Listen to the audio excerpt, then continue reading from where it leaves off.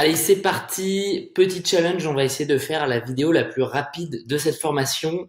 Vidéo, pourquoi? Eh bien, pour sauvegarder notre site internet, on va aller installer une extension qui va sauvegarder l'ensemble de nos fichiers sur un Google Drive. Je vais vous montrer comment faire tout de suite. Je vous explique rapidement pourquoi est-ce que c'est intéressant de faire ça.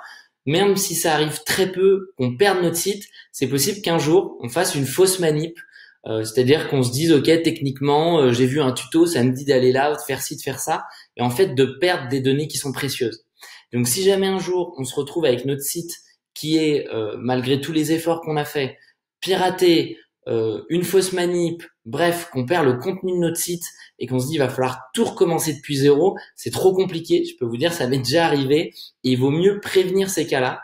Et dans ce cas, on va installer une extension qui est gratuite et qui va permettre de sauvegarder tous les fichiers sur un Google Drive. Je vous montre tout de suite comment faire.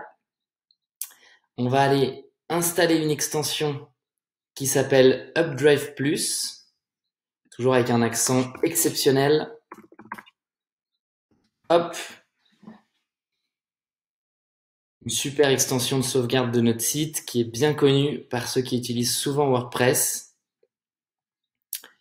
Pareil, une extension avec un fonctionnement qui est en freemium, c'est-à-dire une partie gratuite, une partie payante. Nous, on n'a pas besoin d'utiliser la partie payante. Si jamais un jour, tout votre site internet a craché, vous devez réactiver vos fichiers, là, ça sera payant, mais au moins, on aura une sauvegarde. C'est-à-dire que c'est pas payant de faire des sauvegardes, mais de restaurer la sauvegarde, ça sera payant, mais je peux vous dire que ça vaudra le coup de payer les 30 € pour gagner des journées et des journées de travail. Voilà, donc là, c'est un plugin qui est très bien fait, qui là nous propose directement de commencer. Alors, si jamais vous avez envie d'avoir un mix de suivi, etc., vous pouvez suivre leurs recommandations. Moi, je vais vous montrer comment faire rapidement. Donc, on peut fermer un petit peu le tuto de départ et on va aller dans les réglages. Dans les réglages, qu'est-ce qu'on va faire? En fait, on va commencer par dire qu'on a envie de planifier des sauvegardes. Et là, vous voyez, on a plein d'options. On peut planifier quotidiennement ou alors tous les mois, 2 fois par mois ou toutes les semaines. Moi, ce que je vous conseille, si jamais vous mettez à jour votre site à fond, par exemple la boîte numérique, c'est quasiment tous les jours on fait des petites modifications, alors qui sont pas forcément énormément visibles, mais tous les jours il y a des petites modifications. Donc moi, je fais des mises à jour quotidiennes, mais parce que c'est un gros site, on travaille tout le temps dessus. Si jamais vous êtes en train de créer votre site, dans ce cas, faites des mises à jour quotidiennes, mais dès que c'est fini, pour éviter de faire des mises à jour pour rien, eh bien, faites des mises à jour toutes les semaines ou toutes les 2 semaines. Donc, moi, je vais set en toutes les semaines par défaut. Donc là, c'est à la fois les fichiers et la base de données. Et puis, on va garder qu'une seule mise à jour. Ça permettra de dire, voilà, chaque fois qu'on fait une nouvelle mise à jour, ça va enlever celle d'avant. On s'occupe pas d'avoir plein de mises à jour différentes. Encore une fois, on est sur un site internet de freelance. L'idée, c'est pas de garder un historique gigantesque. On s'en fout. On veut juste une version de notre site si jamais celui-ci il crache. Alors, là, je peux fermer la petite notif au passage. Et ce qui est intéressant avec Updraft, c'est de pouvoir le sauvegarder sur d'autres endroits. Donc nous, par défaut, je vais vous montrer comment faire sur Google Drive, mais vous pouvez le faire avec Dropbox, avec plein d'autres choses. Alors, vous avez des options un peu avancées. Je suppose que vous allez généralement avoir 3 options qui s'offrent vraiment à vous. C'est grosso modo le cloud de Microsoft, Dropbox ou Google Drive.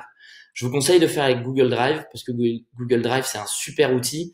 Il y a plein d'options qui sont gratuites, etc. Et c'est compatible avec encore plus d'outils, généralement, même si Dropbox et le cloud de Microsoft sont super connus. Moi, j'ai une petite préférence pour Google Drive et donc je vous le conseille. Là, on vérifie, mais par défaut, tout est bien coché, donc c'est nickel. Là, j'ai pas envie de recevoir une mise à jour pour me dire, ok, régulièrement, voilà ce qui s'est passé, la mise à jour s'est bien faite. En fait, je m'en fous. J'ai juste envie que ça se fasse bien. Et je vois ici que dans mon Google Drive, je vais avoir un dossier qui va se créer, qui va s'appeler Updrive Plus. Si jamais j'ai envie de mettre un autre nom, par exemple sauvegarde, faut que je paye le plugin premium et ça sert à rien de le payer pour renommer le fichier. Voilà, on sait que notre sauvegarde, elle sera dans le fichier qui s'intitule Updraft Plus. On va ici, on enregistre et on clique ici pour finir la sauvegarde. Donc là, ça va m'amener Ici, moi, je vais décider de le sauvegarder sur cette adresse. Donc, il faut avoir une adresse Gmail pour avoir un compte Google Drive. Vous pouvez vous en créer une si c'est toujours pas fait. Beaucoup d'outils de Gmail, enfin de Google, sont vraiment super bons. Et vous pouvez vous créer une adresse email Gmail gratuitement. Donc moi, je vous conseille vraiment d'utiliser Gmail. On va vous montrer d'autres choses en plus dans cette formation, une ou deux fois, pour utiliser les outils de Google en lien avec votre site internet. Et toute la suite des outils est super pratique. On finit par cliquer sur le bouton Complete Setup. Et on est tout bon. Voilà, on peut cliquer ici, ça va régulièrement nous proposer de passer à la version premium pour telle ou telle raison. Là, je vois que la prochaine sauvegarde est prévue pour tout de suite. Donc généralement, elle va se faire.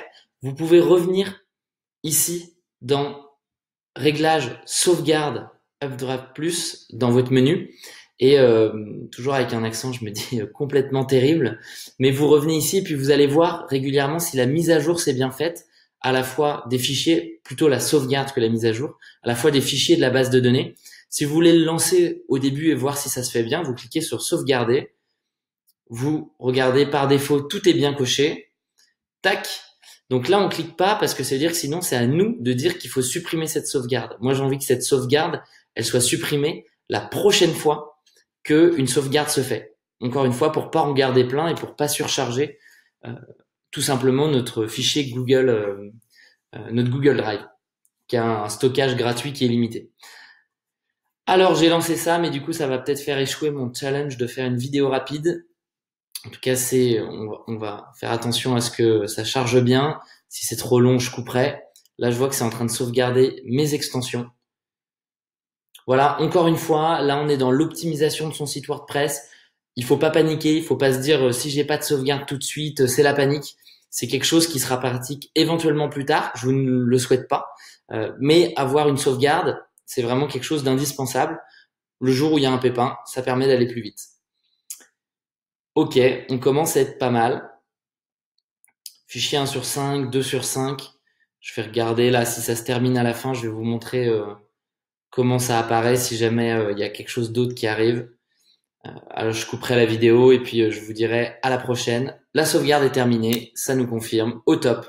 Voilà, sauvegarde existante. Là je vois que j'ai les différentes, j'ai tout qui a été sauvegardé, base de données, extension, thème, téléversement, c'est tous mes médias, c'est-à-dire mes fichiers, mes photos, etc., etc. Et puis tout le reste.